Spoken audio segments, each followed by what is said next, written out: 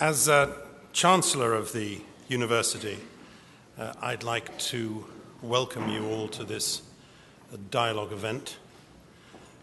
It's exactly the sort of debate which a great university should promote. As you know, we're going to listen to a discussion about the nature of human beings and the question of their ultimate origin. The fact that there are so many people crowding the Sheldonian, the fact that there are two other theatres in Oxford which are packed, and the fact that the proceedings are being streamed live on the web to all parts of the world does underline the importance of this event. I'm told that they're listening or going to listen to you in the middle of the night in Australia. We listen to cricket in the middle of the night. They listen to these more important matters, which just shows the difference between Australian culture and British culture. Obviously, the fact that there are so many of you here this afternoon is largely because of the eminence of our debaters, Dr. Williams, Professor Dawkins, and Sir Anthony Kenny, not only one of Oxford's great philosophers, but perhaps even more important, the former Master of Balliol. It is wonderful that both Dr. Williams and Professor Dawkins, who of course have been associated with the university as teachers and scholars over the years, have come to Oxford this afternoon, have come to the Sheldonian for this debate, so we're tremendously grateful to you. Now, there are many charming things about this theatre.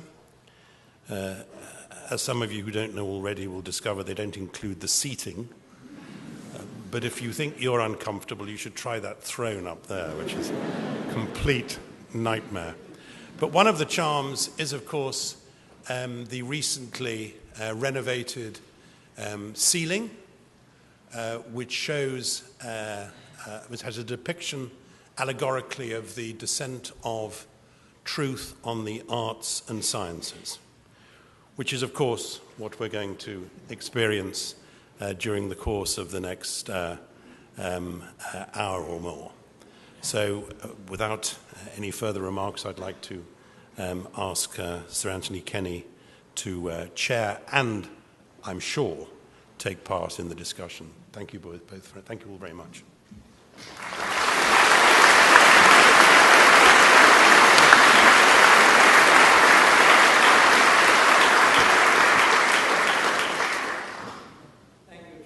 For those kind words. I'd like to make a few housekeeping remarks initially. The discussion will last until 5:30, but it will end quite promptly. We are all agreed that we would prefer there to be no applause, please, until, if you feel like it, at the very end. A number of you have been kind enough to submit questions in advance. Questions have been circulated to the three of us. And what will happen is that if at a suitable point in the debate it appears to one or other of us that a question is particularly apposite, we will then read it from the cards which have been provided. I'm sure we all have cards in our own hands, but it's nice to have these trumps which have been supplied.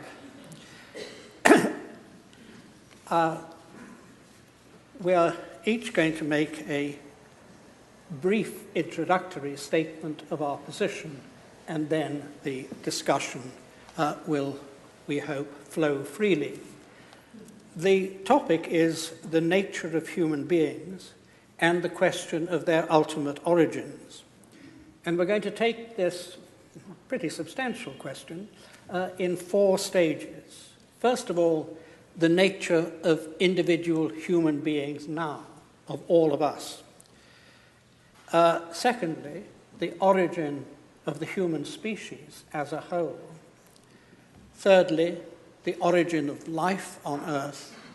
And finally, the origin of the universe. I think that should keep us going probably until 2030. We will be, as it were, tracing our ancestry backwards. Neither of my fellow symposiasts need any introduction from me, but I'd like very briefly to introduce myself and say why I am sitting between these two protagonists. I'm myself a philosopher, and I'm an agnostic about the existence of God. I don't know whether there's a God or not. I'm open to persuasion, either way. I'm flanked by two people who claim to know the answer to the question I don't know the answer to. So I sit here as a representative of ignorance. Archbishop, may I ask you to introduce yourself?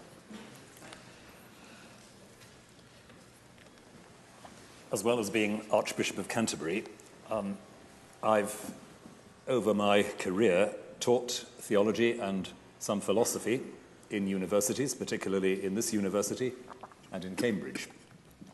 I have a long-standing interest in the history of theology and the history of what we rather unhelpfully call spirituality, that is, how Christians pray and understand their praying, and also a long-standing interest in the arts in general, and literature and drama and poetry in particular.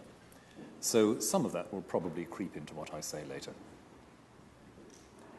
Do I say any more at this stage about the subject matter? Perhaps, yes, I think you would. Yes.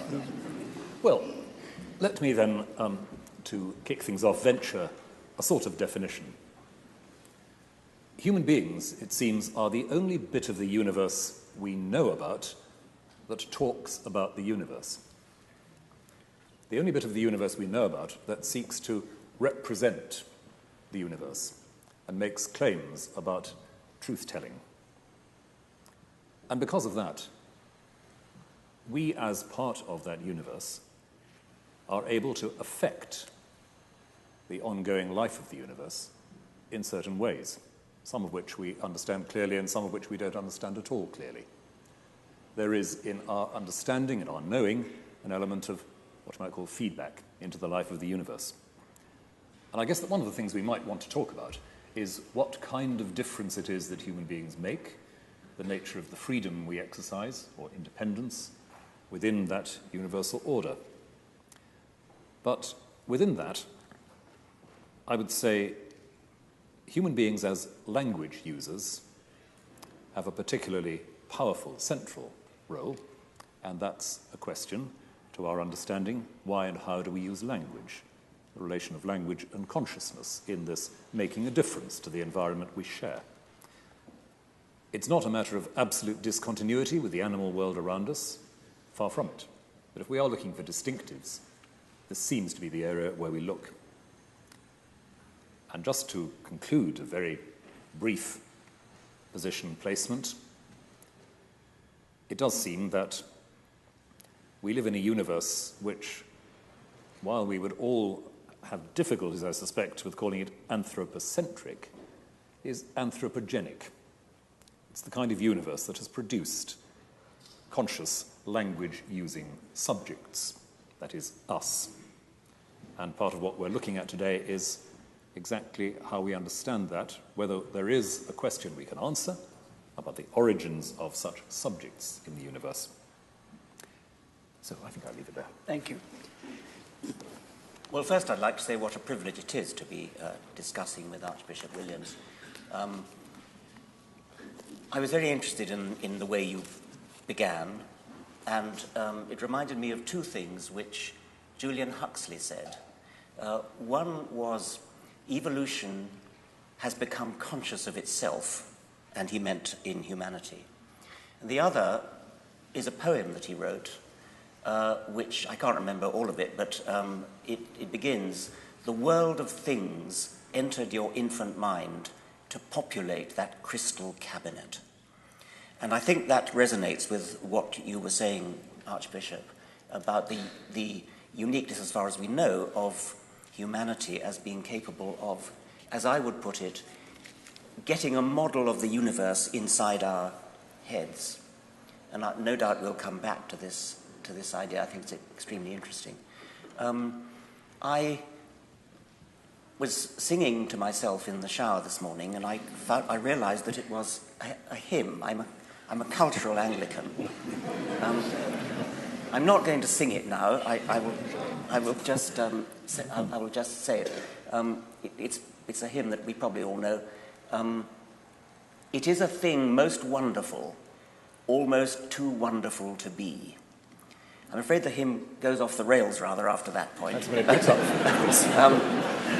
But I think that it is a thing most wonderful, almost too wonderful to be, that at least on this planet, and possibly on billions of other planets, but certainly on this one, the laws of physics have conspired to make the collisions of atoms get together to produce nothing that any physicist would have dreamed of, but to produce things like us, to produce plants, trees, kangaroos, insects, and us, to produce collections of matter, collections of atoms that don't just obey Newton's laws in a passive way. They don't obviously disobey them, but not in a passive way, but which move and jump and spring and hunt and flee and mate and think, at least in our case, which is a quite astonishing thing to have happened, and we know since 1859 how it happened. And it's almost too wonderful to believe, but we have to believe it because we now know it's true. It's almost too wonderful to believe that the laws of physics, working through this very remarkable process that Darwin called natural selection, has produced these gigantic collections of apparently purposeful beings, which look overwhelmingly as though they had been designed. They carry a terrific illusion of design which fooled humanity until the middle of the 19th century. Now, I think that Darwin's achievement in doing that was not only a magnificent achievement in itself, but it was a triumph of science which can be generalized to science generally, because once Darwin had solved the problem of how you can get big, complicated, purposeful, and apparently designed things out of very simple beginnings, once Darwin had solved that problem, it then gives courage to the rest of science that the same thing can be done in general, and that we shall end up understanding literally everything as springing from almost nothing, or according to some modern physicists, even literally nothing.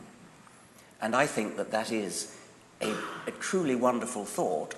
When I say almost too wonderful to be, it's a thought that is extremely hard to comprehend and believe, and many people have great difficulty in believing it, and resort to what, in my view, is an unsatisfactory resolution to the problem, which is to say, an intelligence did it. That seems to me to be an evasion of the question, an evasion of the scientific responsibility to understand how things come about, how complicated things come about in terms of simple things. So I'll stop there.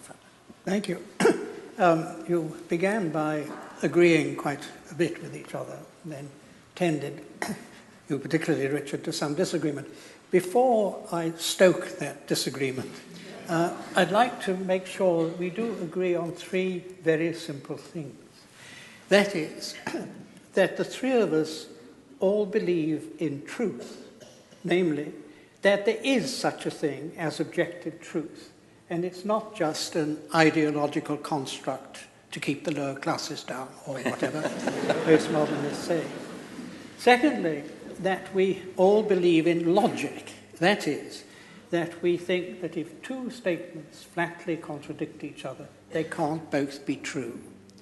And thirdly, that we all believe in science, that we think it is one of the greatest of human achievements, and that we all owe the scientists of many generations a great debt of gratitude for the way in which they have improved the world. Is there any dissent to that, or qualification?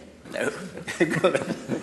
Now, can I suggest a line of disagreement, or ask for clarification of what you said?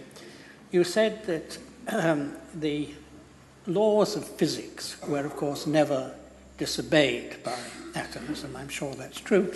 You also said the laws of physics have created us. Now, it seems to me that there are two different things there. There's nobody is going to say that the laws of physics are being regularly broken. But that doesn't say that the laws of physics alone determine what happens. In a game of chess, nobody breaks the rules, but the rules of chess do not dictate the game. That, of course, is absolutely true, and the equivalent of the rules of chess would be natural selection, the process of random variation, random change in the genetic codes, followed by non-random natural selection. And it is the non-random process of natural selection filtering the random input from mutation, which ultimately creates living things. So the laws of physics are being obeyed all the time at the lowest level, and the complexity is the same sort of complexity as when you play chess, when a computer plays chess, when a computer does anything for that matter. I mean, the computers are only machines in which electrons are whizzing around obeying the laws of physics. But the layers of complexity on top of that, the layers of software complexity, produce the ability to play chess or do a spreadsheet or whatever it is. And that's where one of my questions comes in. You spoke about how Darwinian selection offers a complete explanation of how we are here and why we're here. Darwin doesn't seem to me to have very much to say that helps with the problem of consciousness, which both philosophically and scientifically remains an enormous area, which I don't see very much advance in the scientific explanation of. And one of the things which makes me wary of simply saying we have recourse to the laws of physics and that's it, is the question of consciousness. What is it that grounds the first-person perspective, which we are currently sharing in this discussion? I agree that that is deeply mysterious. As a materialist, I suppose I'm committed to the view that consciousness is something that emerges from brains, within brains. Nobody understands how, and I regard that as one of the problems for the future. And I think it will be solved eventually by a combination of neuroscience and computer science, probably. What I would say is that when one identifies a problem that science has, such as consciousness, and says, we don't yet understand X, and it happens to be consciousness in this case, then we should remain agnostic, as Sir Anthony has said. What we shouldn't do is immediately jump to, I don't understand it, therefore it must have something to do with God. And I'm not suggesting that we buy in God to get us a cheap get-out-of-jail card on consciousness. But what I am interested in is what it means to say that this is the kind of universe in which consciousness will happen given these coordinates. Because it seems to me that the question is not, is there some point at which God interferes to say, let there be consciousness? The question is, does an entire universe, a system of physical law which produces something not obviously physical, does that require some context of intelligence that is not simply the intelligence of one finite? I think that's the question we're going to be discussing in our fourth stage, the origin of the universe. I'll back off. Without leaping straight to God, can I ask about the soul? Consciousness is something we share with animals. A lot of the higher animals are conscious too. So if we're talking about something special to human beings, I think it isn't consciousness. But many people have thought that human beings have special souls, souls which are different from any animal psychic organism, and souls which are immortal. Can I ask if you think that is correct? I'd want to go in between those two poles of consciousness as an obvious fact about animal life and something called the soul, and ask about self-consciousness, about the capacity of human beings to tell stories about themselves. We are beings who tell ourselves about ourselves, ask questions about ourselves. St. Augustine saying, I have become a question to myself, as a definition of the life of human spirit. We tell jokes, we fantasize, we empathize, we even pray. All of that is an activity of self-reflexive consciousness in a way which doesn't seem to fit at the animal level, and that seems to me to have something to do with the fact that some of us believe we are capable of a relationship with that unconditional creative energy that we call God. And all of those things about our self-awareness, about our self-questioning, have their home in the context of material beings who are nonetheless capable of that sort of relation. So I'm wary of talking about a soul as if it were, as in the cartoons, a rather ghostly form of the body that sort of flies away into the middle distance. And I'm happier with a tradition you'll be very familiar with, talking about the soul as the form of the body. This is how this particular kind of material being has meaning, has communicative and self-communicative capacity. And is this capacity for self-consciousness, the Aristotelian type of soul, is that created by God in each individual, or is it inherited from the individual's parents? I don't believe it's created directly by God, as if there is a list in heaven that God ticks off, sending people down in the strict succession. It's something which, as several of the early Christian theologians say, emerges in the material life of people subject by subject. It's, to me, very interesting that in the 4th century you have a theologian like Gregory of Nyssa saying some quite evolutionary sounding things and saying, well, the soul doesn't come in separate. The soul is what gathers all this together when the material processes of development are complete. It's not that extra thing which has to be injected. Do you believe in a soul? Well, I think that consciousness, that phrase gathering together, is possibly quite insightful about what actually happens about consciousness in the development of a baby. And I think that there's been quite good suggestions that a baby is a sort of mixture of an assortment of different semi-individuals who gradually fuse themselves together to become what we think of as our individuality, as our conscious self. And I think there are some philosophers who feel that consciousness should be seen as a kind of illusion to bring together all the different aspects of our mind. But I thought, Archbishop, you didn't really answer what Sir Anthony was asking, because he wanted to know whether you believe the soul survives death. And you didn't actually ask me that, but I'm quite happy to come to it. I thought you did you? At the very beginning, but you're quite right, I didn't in the last moment. But please answer.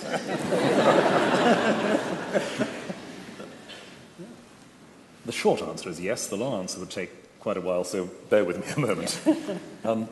What it is that we develop in self-consciousness, in relationship to others and to God, is, for myself as a Christian, something which does not simply cease on material death. What it means that it doesn't cease, what it is for that relationship with God to advance, blossom, come home, I have no idea. I have a number of images, but no idea. And the confidence that I as a Christian have about that is not the belief that there's something in me that will survive. It's a belief in the kind of God who does not terminate the relationship initiated from God's side as I develop and grow. But could I just come back very briefly on one of your phrases about consciousness as an illusion? Yes. I've come across this sort of language, and I have to say it baffles me rather. Yes. Because if consciousness is an illusion, what isn't? I mean, the concept of an illusion presupposes that there is that's correct fair enough. Yes, way that's of fair perceiving. enough. Yeah. And I find that there's a lot of that slippage going on in some of the writing in this area. Consciousness is a mistake.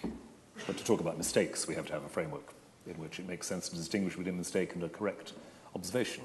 Consciousness is an illusion, but we need, therefore, a distinction between illusion and correct perception, or even, well, I could go on, but you see the point. Yes. And to say that consciousness is something emerging to resolve the problems, if you like, of a discrete ETE perception is not quite the same as saying it's an illusion, or to say with Daniel Dennett that there is no evidence for consciousness. I scratch my head profoundly over that one.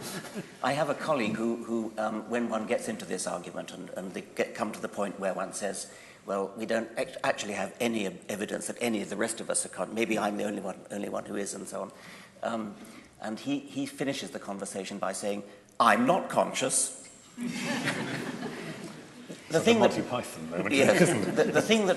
really baffles me about consciousness is that I can kind of see that one could program a computer to behave exactly as though it were conscious, to pass the Turing test and actually fool people into thinking that it was conscious. But I still have trouble believing it actually would be, and yet I think I have to be committed to the view that it would be. Well, I think it's sad that you're committed to that view. I think it's rather sad that you're committed to that view. Well, why? Computers are human tools. They can't even add two and two together. They are tools that are used by human beings, by human programmers. They can't even tell the time, and they wouldn't know what to do it if they did. Put it another way, if I may. Computers are, and I'm a scientific illiterate here, computers are binary systems, essentially, aren't they? That's what they work on. At bottom they are, yes, but that may not be a very helpful way to put it. But if they are fundamentally binary systems, does that mean that the way the human mind operates is invariably and always reducibly binary, or are there other? Oh no, it's just a technical convenience that they're binary. I mean, what matters is the software, which builds upon the binary events that are going on at the base. But then the question is, isn't it, whether the binary-based system of a computer can, given its dependence on input, given its dependence on certain fixed processes, whether it could move towards a state that was not, like our minds, able to operate in a non-binary. No, I think it's a red herring with the binary. I mean, you could have a quaternary computer or an octal computer. I mean, it's just accidental that it happens to be an engineering convenience that computers are binary. Once you get into the realm of software, you can forget about there being binary. Perhaps I could follow up Rowan's point by asking whether you think a computer has free will and whether you think human beings have free will. Well, I think free will is a difficult question, and I don't think computers have free will in the sense that I do think that everything that happens in a computer is predetermined by events in the world, mostly inside the computer itself. So, in that sense, computers don't have free will, but in that sense, we probably don't either. I'm interested you say that because a lot of people misunderstood your first book, The Selfish Gene, to say that you believed in gene determinism, that everything was determined for us by our genes and therefore we didn't have free will. In your second book, The Extended Phenotype, you took great pains to explain that you were not a gene determinist. Yes. Well, usually not being a determinist includes believing in free will. No. The emphasis should be on the word gene. I'm not a genetic determinist in the sense that some people thought that I was saying that it's genes that make us what we are. Whereas all I was saying is that it's genes that are the fundamental unit of natural selection, which is a very different matter. You can be a determinist without being a genetic determinist. You can be a determinist who believes that events in the world, events in the universe, come together to produce everything that happens afterwards, including us, and including what we do. But that's very different. I mean, genetic determinism is a much more specific and less philosophical problem. Does it mean that in principle every decision is predictable? Well, that's what a determinist would say. Would yes. say. Is it what you say? hesitate a little bit because of quantum indeterminacy. But I don't think that you can get away from determinism by postulating a ghost inside which takes decisions which are somehow independent of physical reality. Oh, I don't think that believing free will commits you to a ghost taking decisions independent of physical reality. But and I'd like to come back to this, if the distinction between absolutely inert stuff and mind is not quite where it's frequently been thought to lie, if the universe doesn't just break down into sort of ghostly stuff and hard stuff, then a decision is not something which some independent homunculus inside me makes, never mind what happens. It is something that emerges from a set of physical conditions not wholly determined, but innovating and thereby making a difference. I mean, therefore not. They could be wholly determined, but you would have the illusion of freedom. I mean, there are. How would you tell the difference? Well, there are neurological experiments where people have measured brain states. Yes. Well, I'll just finish because other people may not. Sorry. There are neurological experiments in which people make decisions like just reaching out for a glass, or at some moment you have to reach out, and they think that I think that I take the decision now, but what the experimental results show is that actually the decision was taken some seconds before, because you can tell from the brain states that it's going to happen. Well, I'm not sure what that means, but I think it probably means, or might well mean, that when I think I've taken the decision, when the illusory ghost in me, which I think of myself as me, takes the decision, it has already been taken. One of the things which makes that experiment, to my mind, a bit less than clinching is, of course, that it relates to fairly small-scale, short-term, rather uninteresting decisions. I would be interested, seriously interested, to find if you could map that onto deciding who to marry, who to vote for. Well, what we usually mean by decisions that are significant. I suppose it's just rather difficult to do experiments on that kind of... Exactly. Yes, exactly. And so, perforce, just as geneticists have to work on peas because it's easier to work on them. I mean, I think you have to reduce the problem down to something that's experimentally tractable. But can we bring back to our commitment to logic for a moment? Yes. If I can just press this one, because again, it's an interesting conundrum to me. There's an old sort of chestnut of philosophical argument which effectively says, if you were to tell me that it is foreordained that I will pick up a glass of water in the next 5 seconds, I can actually refuse to do so. Now, my refusal may be predetermined, but you see that there's a sort of regress of intelligibility. In other words, a true statement, I am determined, it is determined that I pick up this glass of water, is incommunicable. It can't be spoken without making a difference to my possibilities. I think that's right, and that's the kind of thing philosophers like. But can I also say that most philosophers don't like the naive picture of free will that experiment presupposed. Right. I mean, it was an idea made popular initially by Descartes and by David Hume, and a long tradition of empiricist and rationalist philosophers, that there was a sort of soul inside that in which mental events occurred, which were the causes of the bodily events. And it's that picture which that experiment presupposes. But since at least the time of Wittgenstein, Rowan and I both admire, and Gilbert Ryle, who was my teacher here many years ago, it's commonly thought that there are very sound philosophical reasons for denying that is the way things work. It's surprising that you should admire it, because it is very much the ghost in the machine picture. And you're saying, the machine works before the ghost does. Whereas I think most philosophers nowadays would think the whole idea of constructing body and mind like that is quite wrong. But why doesn't it destroy the idea of free will?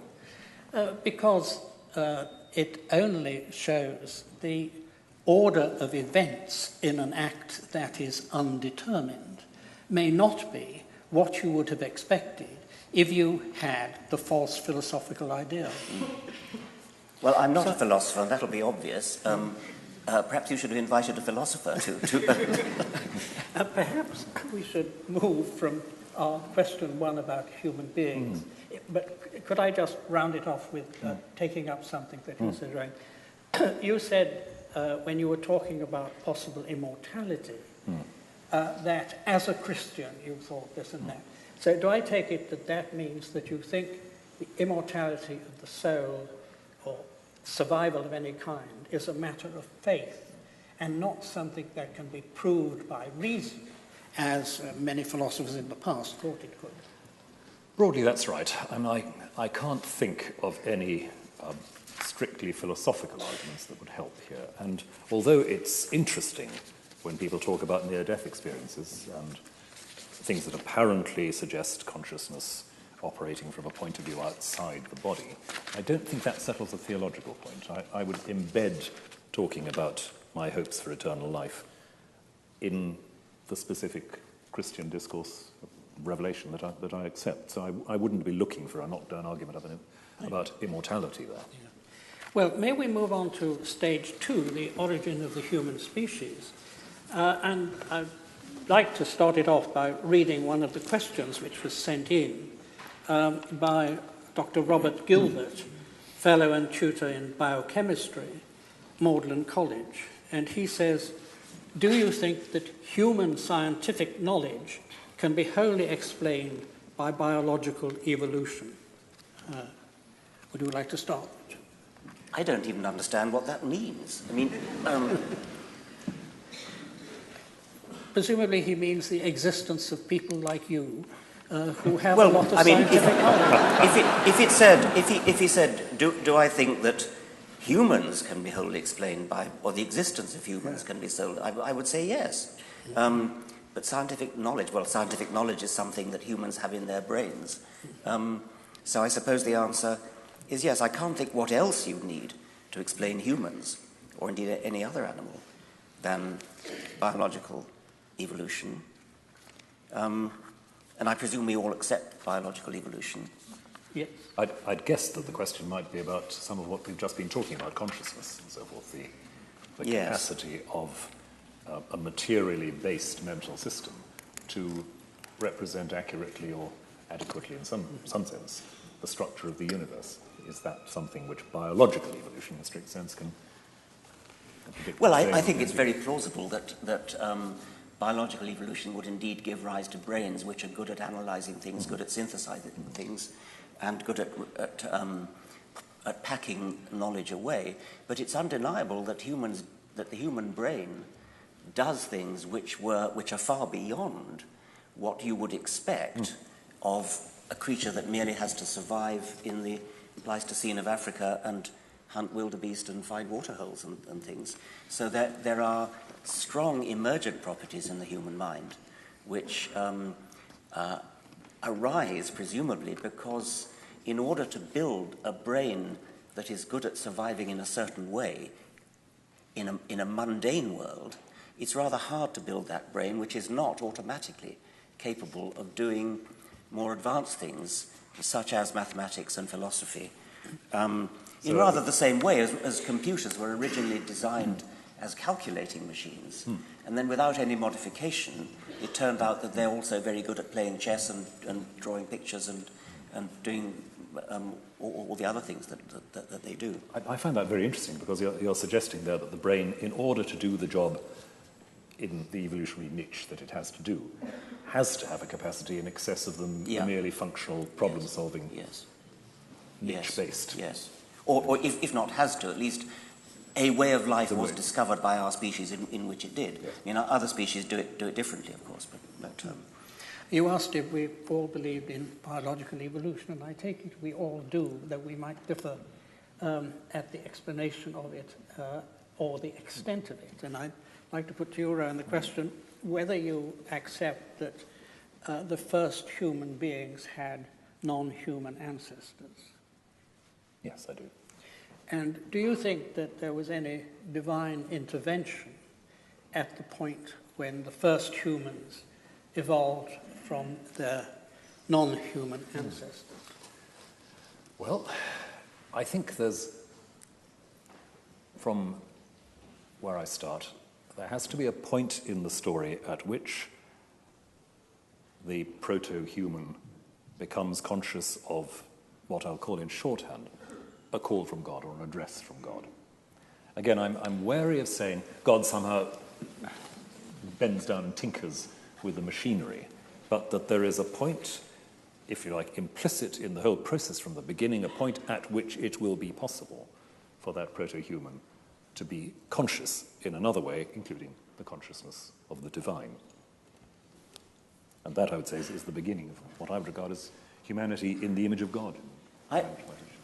I have a problem with the very idea of the first human. I think there never was a first human, in fact. I mean, because it's all a gradual change. And, I mean, perhaps I could ask Archbishop, I mean, do you think there was a moment when, as it were, the last Homo erectus parents looked down fondly at their baby, which was the first Homo sapiens? I mean, I suspect the Pope probably does think that, because he actually thinks that God did intervene and inject a soul. I'll ask him sometime. Yes. I think you're right that saying that there is a first human being, in a simple sense, is problematic on all sorts of levels.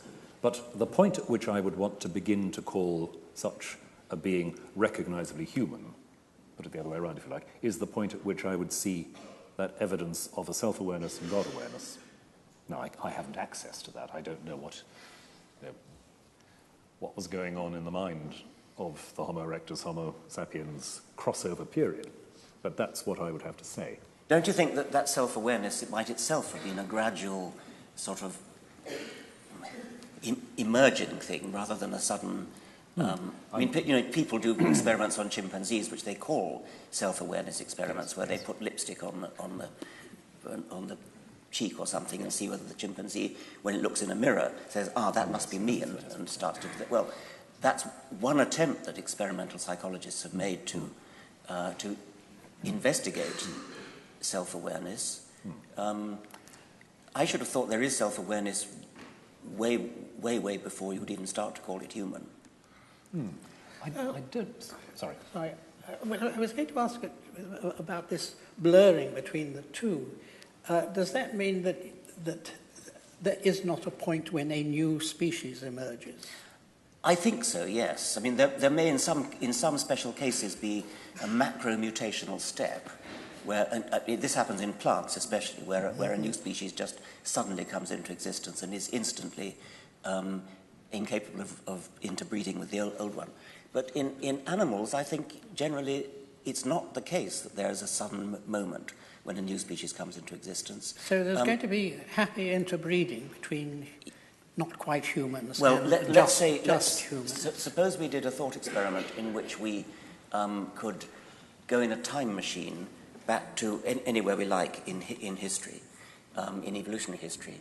Then you would gradually have a fading out of the ability to interbreed as you go further and further back. Mm-hmm. So if you did the thought experiment of hopping backwards in, say, 100,000-year steps in a time machine, and at each time you land and you take on board one passenger, and you cart that passenger back another 100,000 years, and then you see whether you can interbreed with the chaps that you meet when you get there. I'm suggesting that maybe 100,000 is too long, maybe 10,000 years. That every 10,000 years stop, the most recent additions to the passenger list will always be capable of interbreeding with the next lot, and probably the next but one. But that there comes a point when the next but 10, for example, can't interbreed, and it's a gradual fading out of ability to interbreed. And interbreeding, by the way, of course, is the standard criterion for member of the same species. You don't have any problem with language emerging by natural selection? Well, that's very interesting because, language, true syntactic language, as opposed to the many communication systems that non-human animals have, recursive, self-embedded syntactic structures. That seems to be uniquely human. And I had always supposed by recursive syntactic structures, you mean having words in it like if, not? That's right, yes. The adjective noun or the adjective noun, which adverbly verbed in the verb of the noun, the noun, all that sort of, which no other species can do. Now, there is some very interesting evidence that I think there are 2 or 3 genes, I've forgotten what they're called, which have mutated so that they're different in us from chimpanzees. There are lots of other genes that are, but these particular ones are of great interest because when humans, mutant humans who have reverted back to the chimpanzee state, can't talk. And so the suggestion is that what was required for language to evolve in humans was that at some point, this could have been a rather sudden moment when a particular mutation occurred, which enabled humans to use recursive syntax. And if that were true, it would be a remarkable example of a sort of major step in I mean, there really could have been a moment when the child could talk and the parents couldn't. It's a problem who the child talked to, of course. But that seems to me an enormously important question, who the child talks to, because in ordinary physical evolution, there's no difficulty in thinking that a mutation can produce an animal with a longer leg than other members of the species. I mean, you can measure the leg. But the idea that just one member had a language, given that language is a social community effort, I find very difficult. No, you can't really imagine that it would have had a language. It would have been, I mean, there have been other suggestions that the ability to do hierarchical embedment, if we can call it, started before language and was used in controlling. Presumably the child would just have shouted at its parents until they shouted back. Just as in, I mean, if you listen to those chimpanzees who have been taught various versions of human language, like sign language, claims are made that they are doing it properly. But I think the consensus is probably that when Washoe, the chimpanzee, says, "Please give me a banana," what she's really saying is, me, banana, banana, banana, gimme, gimme, gimme, which I think the mutated humans can do too. It's just that what they can't do is, this is the house that Jack built. So it's actually rather like what you were saying about the brain, that there's a point at which there's a sort of step change in capacity, which is not predictable simply in terms of the niche that it fits into. That's right, and it could be an exception to my general prejudice that evolution is always gradual. It could be a rather unique exception. Thank you. So even if there wasn't a first human being, there was a first human That's talker. That's right. There indeed could be, yeah. Thank you. Before we leave the question of the origin of the human species, I'd like to read out one more question from the floor from Isabel Richards. It goes like this: human beings are immensely imperfect, with so many of our potentialities unrealized. Are these failures of evolution, or are they failures of design? I imagine the first alternative is a question to you, and the second to you. Well, there are numerous imperfections in not just the human body, but in many animal bodies, and they are extremely revealing because they are, they won't surprise anybody on this platform, but to an American fundamentalist creationist, they're quite worrying because they're things that no designer could possibly have perpetrated. Things like the recurrent laryngeal nerve, which is there's a branch of the cranial nerve, and it goes to the larynx. But instead of going straight to the larynx, it goes way, way down into the chest, and then loops round one of the main arteries in the chest, and then goes back up again, which in a giraffe is a detour of about 15 feet. So this has been often quoted as an example of imperfection. No designer would ever dream of doing something as silly as that.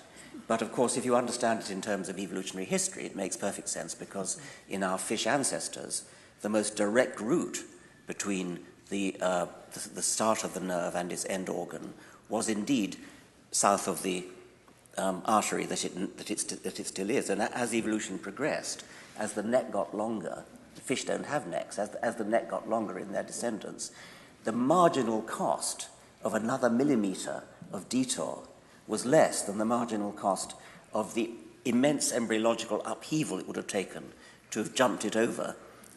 So if you look at it in terms of history, then it makes perfect sense, and we're full of examples like that, and rather serious ones sometimes, like the imperfections of the way so many people have back pain is because we're walking upright when our ancestors walked on all fours. But I don't know if that's what the questioner means, because she says there's so many of our potentialities unrealized, and obviously nothing that I've said has any bearing on that.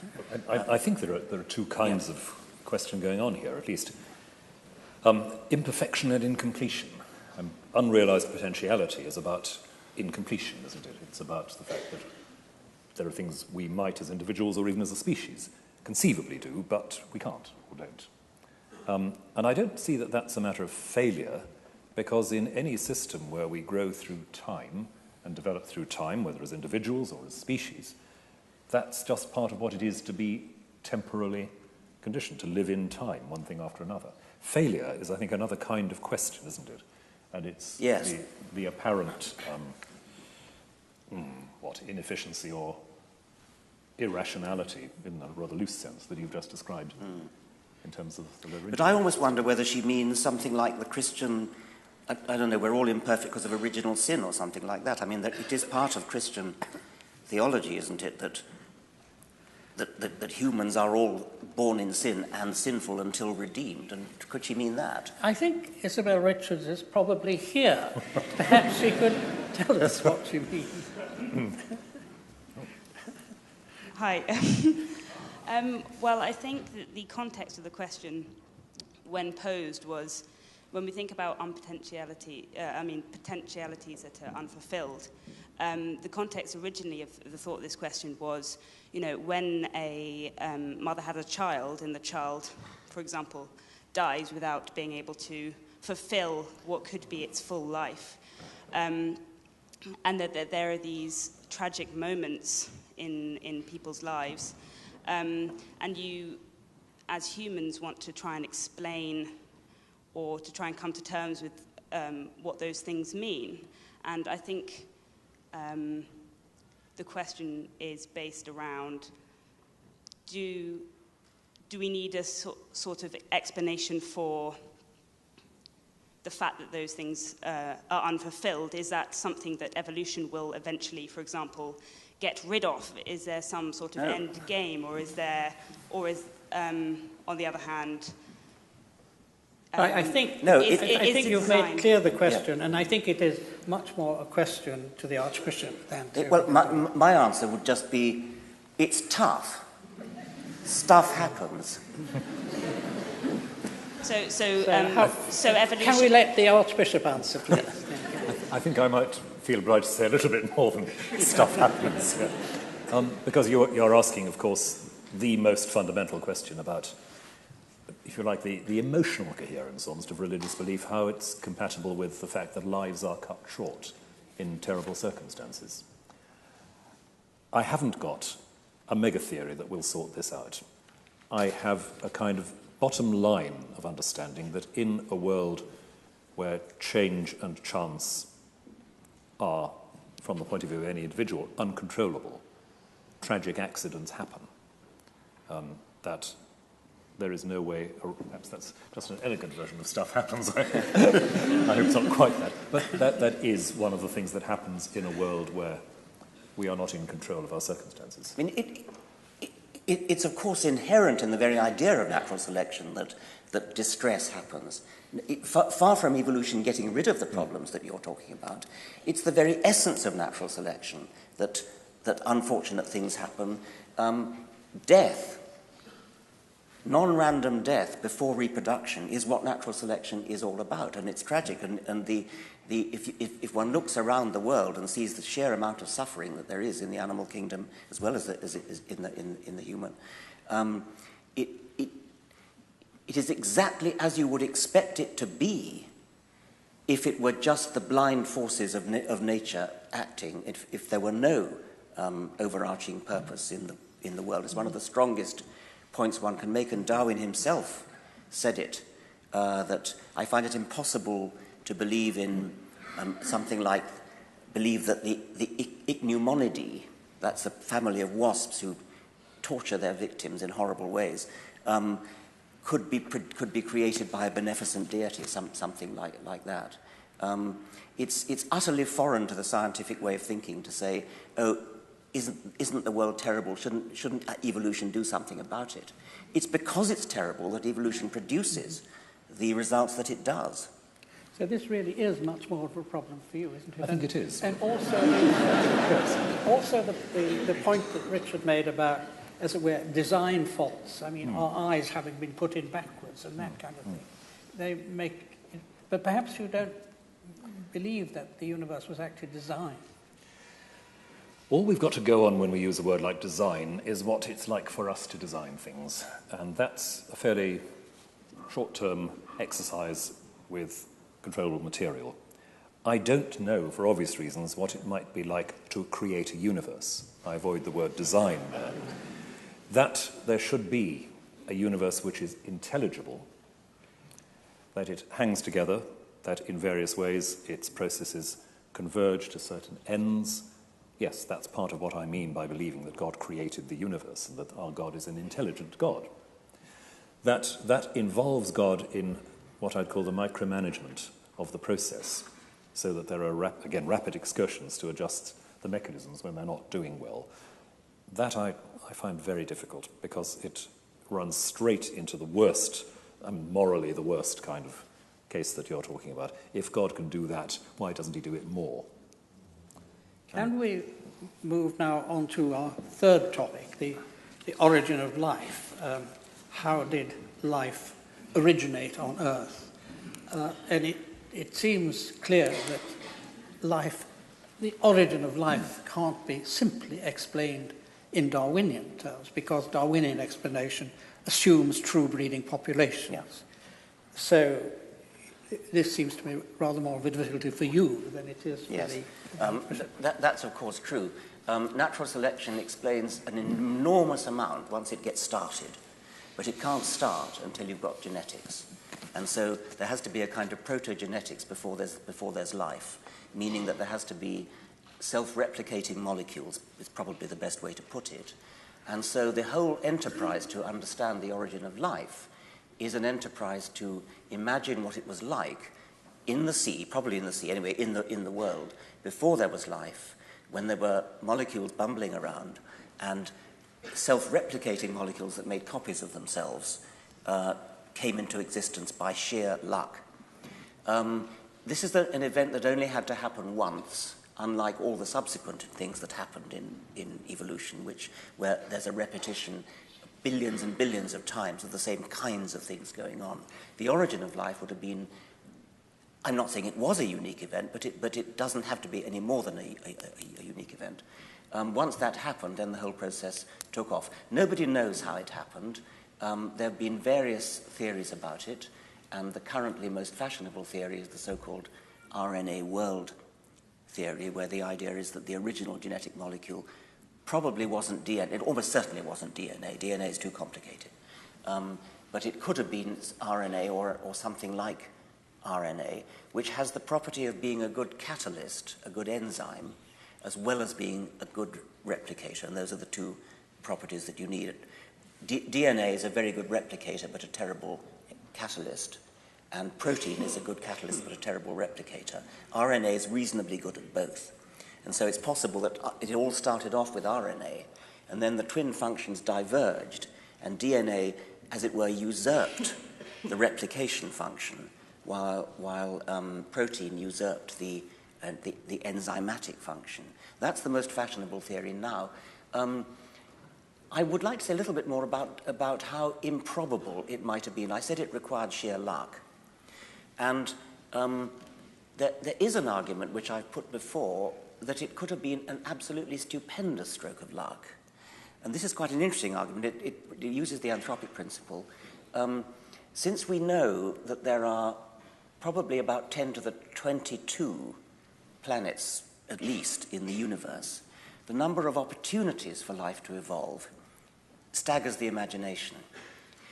It is conceivable that we are alone in the universe, and actually quite a lot of people think we are and would want to believe we are. If we are alone in the universe, then it follows that the origin of life on this planet was a quite stupefyingly rare and improbable event. And that would be a very odd consequence, because what it would mean is that when chemists look for a theory like the RNA world theory, when they look for a theory, they're not looking for a plausible theory at all. They're looking for a highly implausible theory. Because if it were plausible that life could originate on a planet, then the universe would be crawling with life. And my view is that it probably is crawling with life, and therefore that it's not all that improbable. But by crawling with life, I might mean only 1 billion independent life forms have evolved. And 1 billion is such a tiny number compared to the number of planets that there are in the universe, that these islands of life in the universe could be so spread out that they never have any chance of meeting each other or even knowing each other.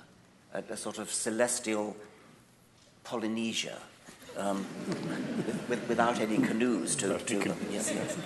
Richard, in several of your books, you've shown enormous ingenuity in proving that things which seem astronomically improbable are not astronomically improbable. But it seems to be a big step to move from saying that something was not astronomically impossible, so it actually happened.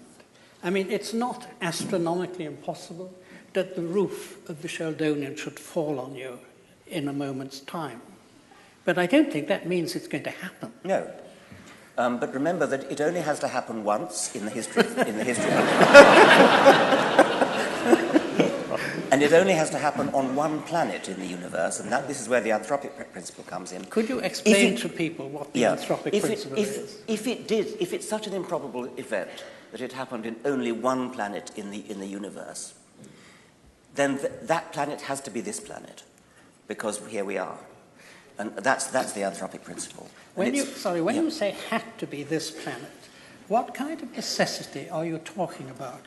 I mean, philosophers distinguish between metaphysical necessity and epistemic necessity. Epistemic necessity is the opposite of epistemic possibility. Something is epistemically possible if, for all we know, it might be true. But that doesn't mean that something is epistemically necessary, therefore means that we know it is true. But that doesn't mean that it was necessary in advance. I think you somewhere give an example yourself of somebody who's put before a firing squad of 10 marksmen, and they all miss. And people say, well, there must be some explanation for that. And he said, oh, no, it had to be that way because I'm still here. Yes. That doesn't seem to be a very good argument. That's the example of John Leslie, isn't it? Yes. No, the way I was using it, I don't know the words epistemic and so on, so I'm not going to use that. But there are so many planets in the universe that we are allowed to postulate a theory of the origin of life which has only a very, very, very low probability of happening. And the reason we're allowed to do that is that we are here on a planet where it manifestly happened. Because we're here, we're thinking about it, we're talking about it. So if it's true, I don't believe for a moment it's true that there's life on only one planet in the universe. But if anybody here wants to say there's life that this planet is unique in having life, then they are entitled to do so because we know it happened here. We're sitting here talking about it. Therefore, if this planet had to be, with hindsight, it's not a necessity in advance, it's with hindsight, had to be the one where it did happen. I think John Leslie's argument is a little bit different. I don't think that applies to this. I think we will be coming back to the anthropic principle when we're talking about the origin of the universe. Yes. But before we do that... Sorry, I'll just come back on one interesting question about the what you call the protogenetics or the pre-genetics. Is that as much as to say that even before we have a genetic scheme, we have the transfer of information? Yes. To put it yes. rather crudely. And that, if you like, turning back your own point about the origins of humanity, there's no point in the universal story where we can say there is no information being... I think that might be one of the places where you would want to suggest that there was a sudden moment when something happened. Information in this context would mean that there are self-replicating entities, but there is more than one kind of them. So it's not enough just to have a self-replicating entity which makes infinite numbers of copies of itself, because then you don't get competition, you don't get variety. So it has to be something like DNA, probably nothing like as complex as DNA, but something like DNA where information means that there's heterogeneity in the types of entity that there are. And each type gives rise to its own type, with an occasional possibility of a mistake, which then increases the number of different types that there are, which therefore allows for the possibility of competition between them, where competition means very precisely competition to become more numerous in the population of such entities as compared with others. And I think that had to be the first step. Nobody knows, and it's a very, very difficult problem, how something like the triplet code of DNA arose. It's often described as possibly a frozen accident, that once the triplet code had arisen, then it couldn't be changed, because any change would be completely, immediately disastrous, catastrophically disastrous. But how the triplet code arose, I think, is a mystery waiting to be solved. I mean, just as I think I said at the beginning, we would have to say this is an anthropogenic universe in the sense that it's thrown up us. Is there then a sense in which we have to say that the universe is necessarily an information-generating system? I think it's a very interesting point to suggest the universe is an information generator. I mean, I wouldn't bring us into it. I mean, it throws up kangaroos as well. Sure. Yes, I think it would be fair to say that natural selection generates information. Yes. Pushing a bit further back, though, which I think okay. Well, maybe that's the next. Maybe that's the next thing. We're just about to move on to the origin of the universe, I think. But there's a bridging question here from Berry Billingsley. It says, surely, if the truth is that the universe is billions of years old and life evolved, it would have been better when the Bible was written to say nothing about how humans began. Did the writers essentially get it wrong? It's probably one for me, isn't it? I can't imagine that the biblical writers were, if you like, faced with a set of options, including telling the truth that the universe is billions of years old and saying, oh, that's too difficult. The writers of the Bible, inspired as I believe they were nonetheless not inspired to do 21st century physics. They were inspired to pass on to their readers what God wanted them to know. Forgive the naked theology here, but I might as well come clean. And that means reading the first book of the Bible. What I look for is the basic information, in a slightly different sense from what we were talking about just now. The universe depends on God and God's freedom. Humanity has a very distinctive role in that universe. And from the first measurable moment, humanity has made a rather conspicuous mess of that role. That's where the Bible begins. That's what I need to know, so to speak. And I don't think that it makes very much sense to talk about the writers of Scripture getting it wrong, in the sense that there was lots of information available and they happened to get on the wrong bits of it. But I wonder, when you say humans got it wrong, I mean, presumably... Oh, original sin. Yes, right. Earlier. But I'm baffled by the way sophisticated theologians who know perfectly well Adam and Eve never existed still carry on talking about it as though it had some profound wisdom to impart to us. In an allegorical sense, or I mean, that I presume is what you mean. Pretty much. It's, again, something which isn't just a 21st century invention, but it's a way people have read Genesis from very early on. But I don't understand why you really bother, because when you think back to who wrote Genesis, they were not, there's no reason to think that they possessed any particular wisdom or knowledge. Why would you want to waste your time reinterpreting Genesis to make sense of it in the 21st century?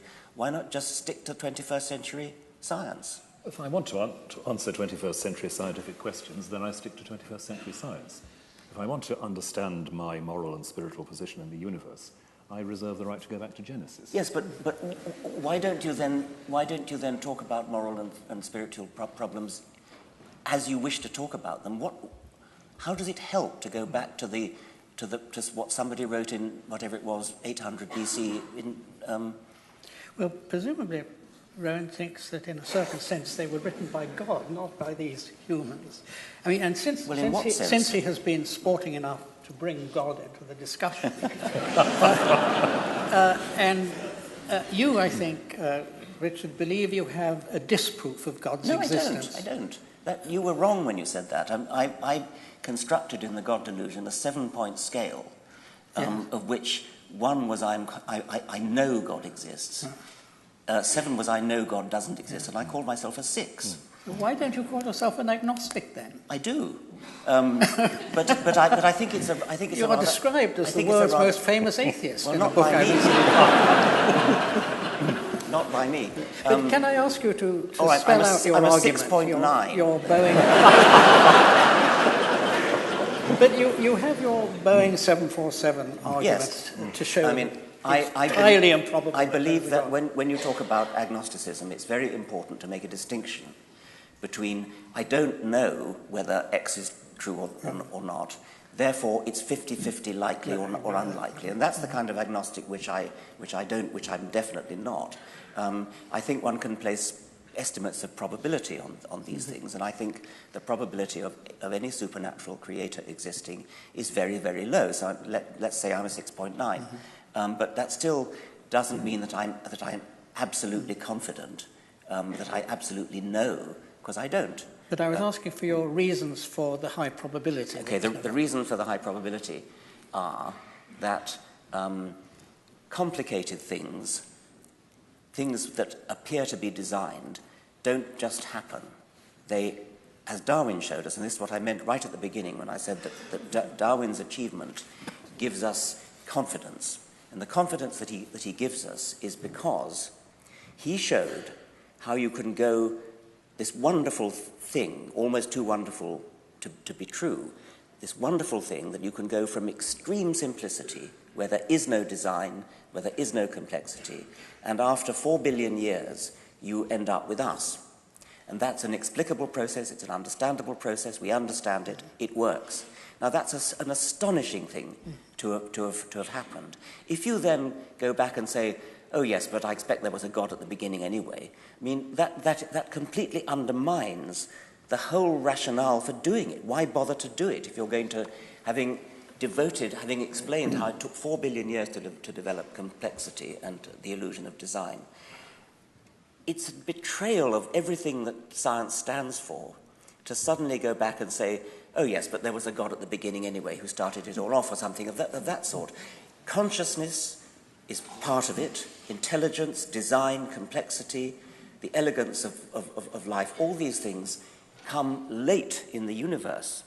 They come after a long period of billions of years of evolution. It took 4 billion years on this planet. We don't know how long it took on other planets, if there are. But it's not something that just happens. That's Boeing 747 argument. But I thought your Boeing 747 argument was that complexity can only be produced by, that a God could only produce the whole evolutionary story if it was more complex than the whole evolutionary story. Well, I don't think it would have to be more complex, but it certainly couldn't be simple anyway. It would have to be, I mean, if we're asking God to be capable of designing the laws of physics, minimally designing the laws of physics, let's say, twiddling the knobs to get the universe's fundamental constants right in order to produce a universe, perhaps dealing with the chemical events of the origin of life. He's got to be at least as complicated enough to do that, and he's got to forgive your sins and listen to your prayers and all that kind of thing. But don't we That's not a simple creature. Don't we have to distinguish between two senses of complexity? Yes. And of simplicity. There is complexity of structure and complexity of function. Now, traditionally, theologians have said that God was simple, that is to say he had no structure, he was not spread out in space and time. But of course, in saying that he was omnipotent, they said that he had an enormous number of powers, an infinite number of powers. But there is a distinction between complexity of structure and complexity of function. Take my electric razor. It is a much more complicated machine than a cutthroat razor. The cutthroat razor is simple in structure, but it has more complex powers than the electric razor, because the electric razor can only be used to shave a beard, whereas the cutthroat razor could be used to cut a throat. Indeed, you needn't even have a cutthroat razor. You just find a stone, a flint, I really don't see what you're saying. I mean, you cannot be serious. Two senses of simplicity. Can I have a go? Yes, please. Yes.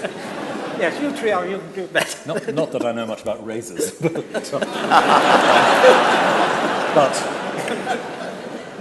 he can't be a simple creature, he said. Well, in a sense, obviously not. We're not talking about a creature. We're not talking about a single structure or a single element within the system. We're talking about whatever it is that sustains the entire system. And I think what Tony was reminding us of is that long philosophical tradition, sorry to go back to philosophy again, which says God is simple in the sense that God is not the result of any process. It's not things that have to be put together. God is such that within that unconditioned actuality that is God, all sorts of things are possible in what he subsequently does, engages with. And that's the sense of simplicity I think that theologians and philosophers have been looking for. I was very struck by your discussion of complexity and simplicity in the God delusion, and had to sit down and think a bit about why I didn't think it was quite on the ball here.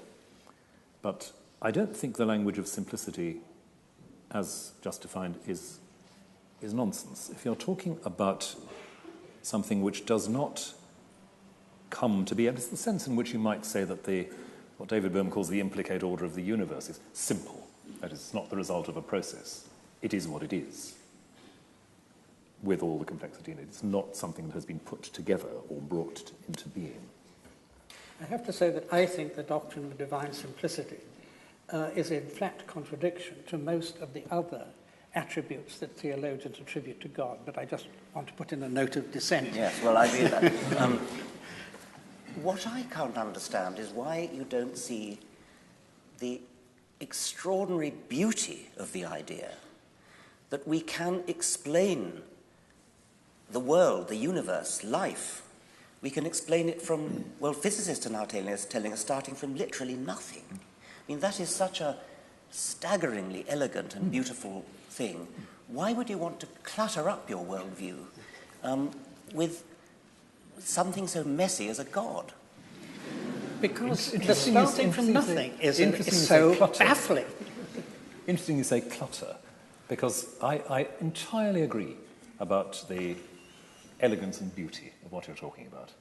I was, if I may say so, I was happy to quote you in a Christmas sermon a couple of years ago on this subject, because, if I may say so, you write wonderfully about exactly that elegance and that beauty, and it's a delight to read. And I find I'm, inspired by that. I don't see clutter coming into it at all, for the simple reason that, as I say, I'm not thinking of God as an extra that has to be shoehorned somehow into this. Which is exactly how I see it. I mean, yes, well, that's where we disagree, isn't it? Could I just ask one final question before handing over to Professor Henry Brook?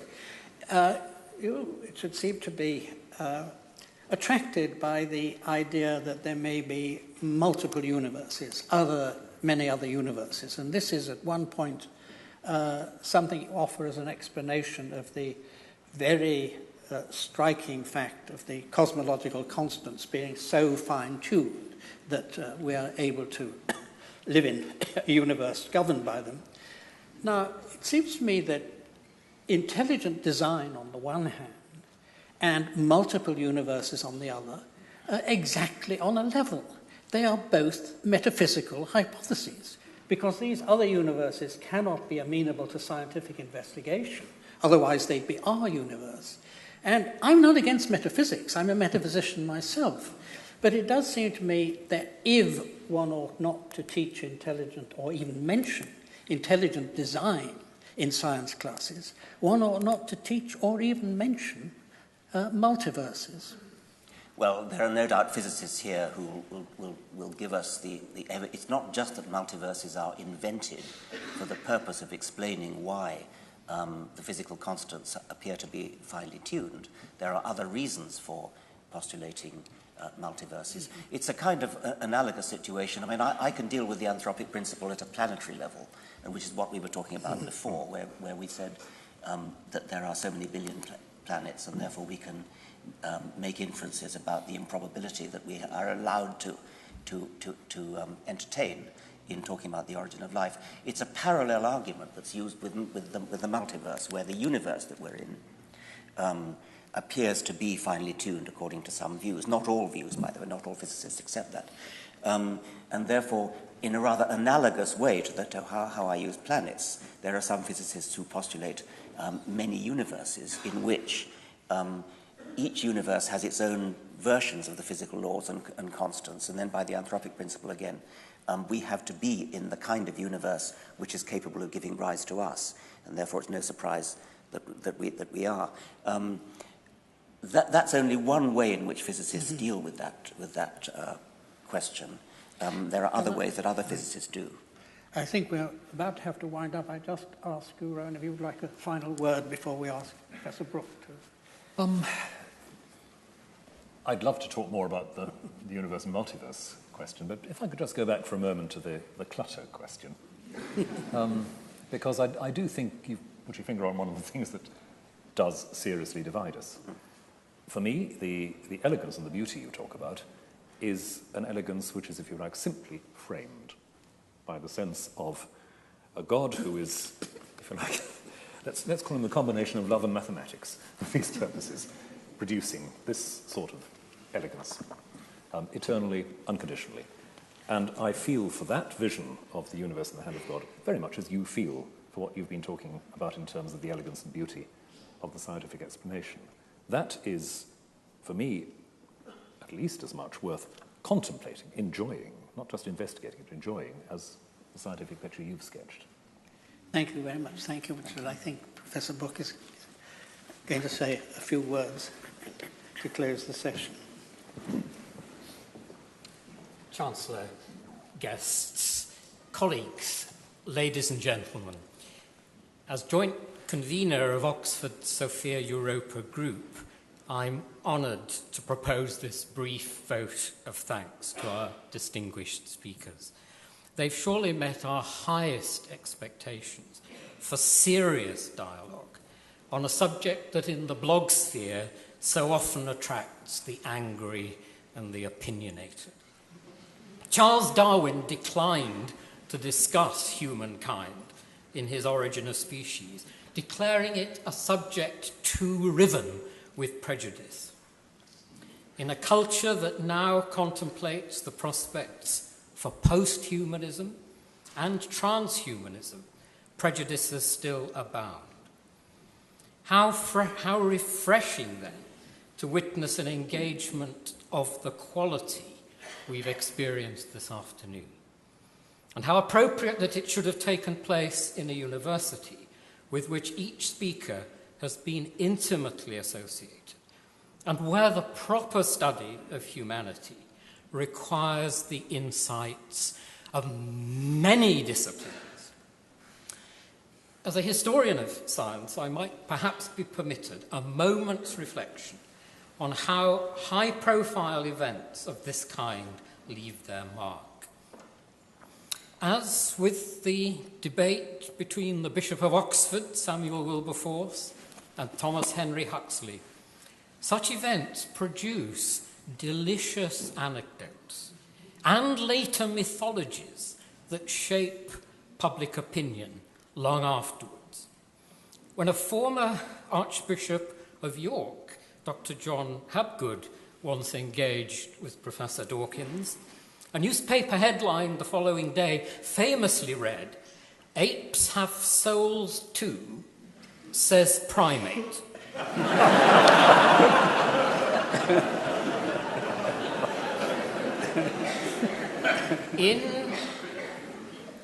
In such debates, there can be no easy victories.